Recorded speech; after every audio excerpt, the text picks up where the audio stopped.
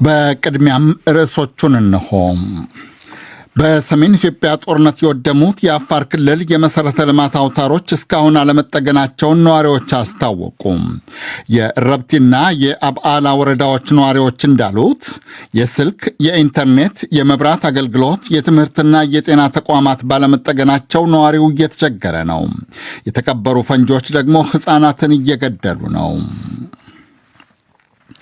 የሱዳን ተፋላሚ ኃይላት ተኩስ እንዲያቆሙ ለማግባባት ጅዳ ሳውዲ አረቢያ ውስጥ የተያዘው ሽምግልና የተስፋ ጭላንጭል ማሳየቱን ሸምጋዮች አስታወቁ። የተባበሩት መንግስታት የሰብአዊ መብቶች ኮሚሽነር ተፋላሚዎችን አወገዙ። ውጊያው ዛሬም እንደቀጠለ ነው።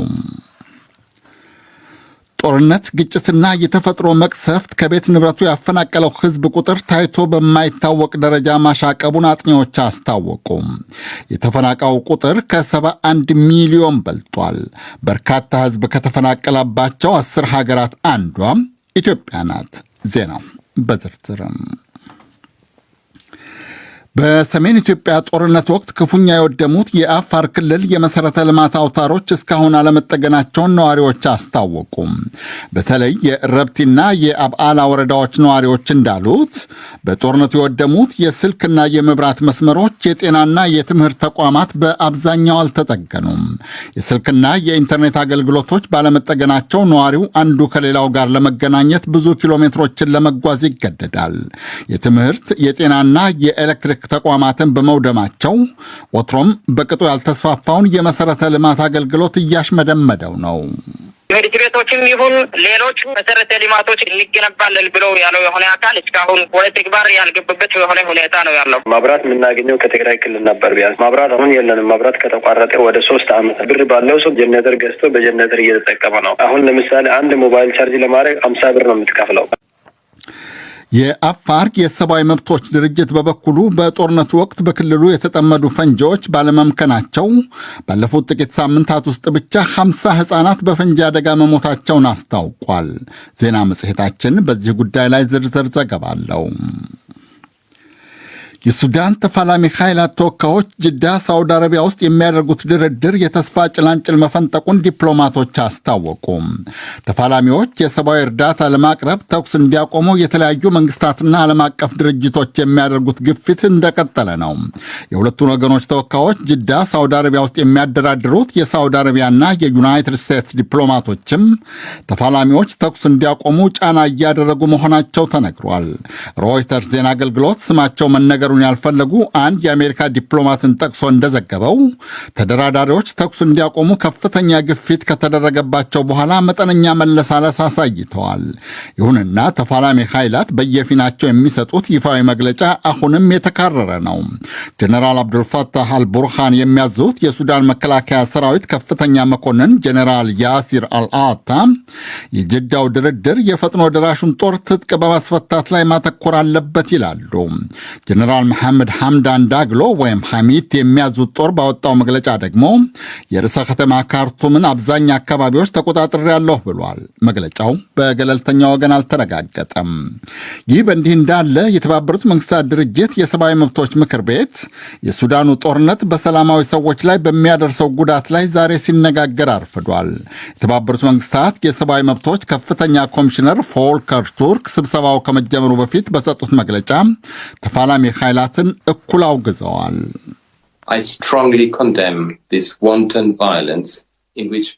ሁለቱም ወገኖች ዓለም አቀፍ የሰብአዊነት ሕግን በተለይም የጦር ኢላማዎችን ከሰላማዊ ሰዎች የመለየት ተመጣጣኝነትና ጥንቃቄን በመጣሳቸው አጥብቄ አወግዛለሁ።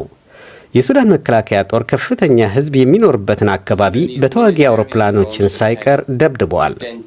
የፈጥኖ ድራሹ ጦር በአንጻሩ ሰላማዊ ሰዎችን ከሚኖርባቸው እያባረሩ ሕዝብ በሚበዛባቸው አካባቢዎች ያሉ ሕንፃዎችን ምሽግ፣ የማጥቂያና የማዘዣ ማዕከላት አድርገዋቸዋል።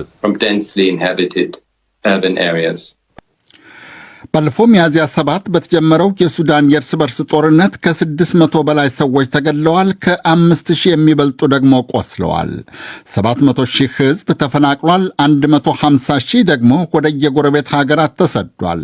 ውጊያው ዛሬም አልቆመም። ይህ ዶይቼ ቬለ ነው። የኮንጎ ዲሞክራቲክ ሪፐብሊክና የዩጋንዳ ባለስልጣናት የሁለቱን ሀገራት የነዳጅ ዘይት ምርት በጋራ ወደ ውጭ ስለሚልኩበት ስልት እየተደራደሩ ነው።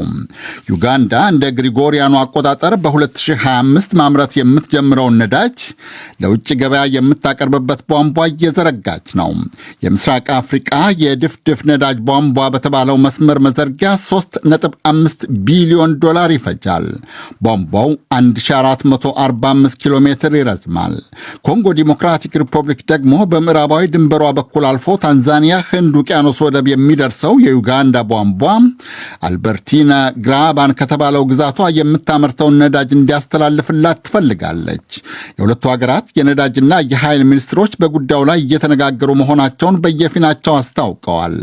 የኪንሻሳና የካምፓላ ባለስልጣናት ምስራቃዊ ኮንጎ ውስጥ በሚደረገው ውጊያ ምክንያት ለዓመታት የሻከረ ግንኙነታቸውን እያሻሻሉ ነው። ጦርነት፣ ግጭትና የተፈጥሮ መቅሰፍት ከቤት ንብረቱ የሚያፈናቅለው ህዝብ ቁጥር ከጊዜ ወደ ጊዜ እየጨመረ መሆኑን ሁለት ድርጅቶች አስታወቁ። የሀገር ውስጥ ተፈናቃዮች ማዕከልና የኖርዌይ የስደተኞች ጉዳይ ምክር ቤት በጋራ ያደረጉት ጥናት እንዳመለከተው በግሪጎሪያኑ አምና 2022 በየሀገሩ ከቤት ንብረቱ የተፈናቀለው ህዝብ ቁጥር 71.1 ሚሊዮን ደርሷል። በ2022 የተፈናቀለው ህዝብ በ2021 ከተፈናቀለው በ20 ከመቶ ከ10 ዓመት በፊት ከተፈናቀለው ደግሞ በ50 ከመቶ የበለጠ ነው። 3/4ኛው ተፈናቃይ የሶሪያ፣ የአፍጋኒስታን፣ የኮንጎ ዲሞክራቲክ ሪፐብሊክ፣ የዩክሬን፣ የኮሎምቢያ፣ የኢትዮጵያ፣ የየመን፣ የናይጄሪያ፣ የሶማሊያና የሱዳን ዜጋ ነው። መንበሩን ጄኔቭ ስዊዘርላንድ ያደረገው የሀገር ውስጥ ተፈናቃዮች ማዕከል የበላይ ኃላፊ አሌክዛንድራ ቢላክ እንዳሉት አምና በርካታ ሰዎችን ካፈናቀሉ ግጭቶች የዩክሬን ጦርነት ከተፈጥሮ አደጋዎች ደግሞ ፓኪስታንን ያጥለቀለቀው ጎርፍ ቀዳሚዎቹ ናቸው።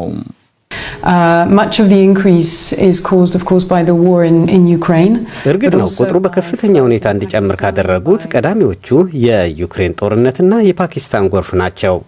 በተቀረው ዓለም የሚደረጉ አዳዲስና ነባር ግጭቶች ከአሜሪካ እስከ ሰላማዊ ውቅያኖስ ያየናቸው ድንገተኛና አዝጋሚ አደጋዎችም ብዙ ሰው አፈናቅለዋል።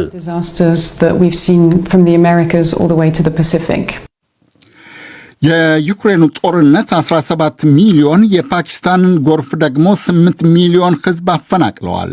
መንግስታት ተፈናቃዮችን እንዲረዱ፣ ግጭቶችን እንዲያስቆሙና የተፈጥሮ መቅሰፍትን ለመቀነስ እንዲጥሩ አጥኚዎቹ አደራ ብለዋል።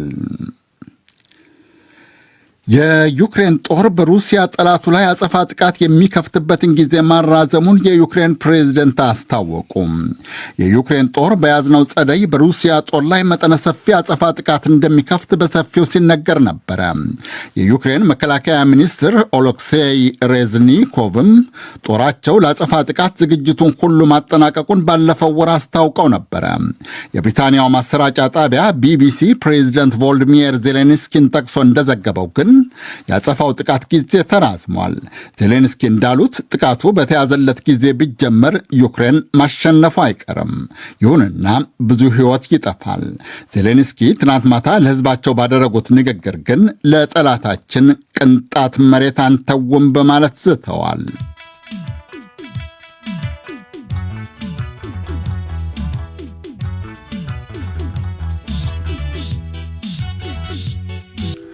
ዜናውን ለማብቃት ርዕሶቹን በድጋሜ ላስታውሳችሁ። በሰሜን ኢትዮጵያ ጦርነት የወደሙት የአፋር ክልል የመሠረተ ልማት አውታሮች እስካሁን አለመጠገናቸውን ነዋሪዎች አስታወቁ። የእረብቲና የአብዓላ ወረዳዎች ነዋሪዎች እንዳሉት የስልክ፣ የኢንተርኔት፣ የመብራት አገልግሎት፣ የትምህርትና የጤና ተቋማት ባለመጠገናቸው ነዋሪዎች እየተቸገሩ ነው። የተቀበሩ ፈንጆች ደግሞ ሕፃናትን እየገደሉ ነው። የሱዳን ተፋላሚ ኃይላት ተኩስ እንዲያቆሙ ለማግባባት ጅዳ ሳዑዲ አረቢያ ውስጥ የተያዘው ሽምግልና የተስፋ ጭላንጭል ማሳየቱን ሸምጋዮች አስታወቁም። የተባበሩት መንግስታት የሰብአዊ መብቶች ኮሚሽነር በበኩላቸው ተፋላሚዎችን አወገዙ። ውጊያው ዛሬም እንደቀጠለ ነው። ጦርነት፣ ግጭትና የተፈጥሮ መቅሰፍት ከቤት ንብረቱ ያፈናቀለው ሕዝብ ቁጥር ታይቶ በማይታወቅ ደረጃ ማሻቀቡን አጥኚዎች አስታወቁም። የተፈናቃዩ ቁጥር ከ71 ሚሊዮን በልጧል። በርካታ ሕዝብ ከተፈናቀለባቸው 10 ሀገራት አንዷ ኢትዮጵያ ናት። የዜናው መልእክት የእስካሁኑ ነበር።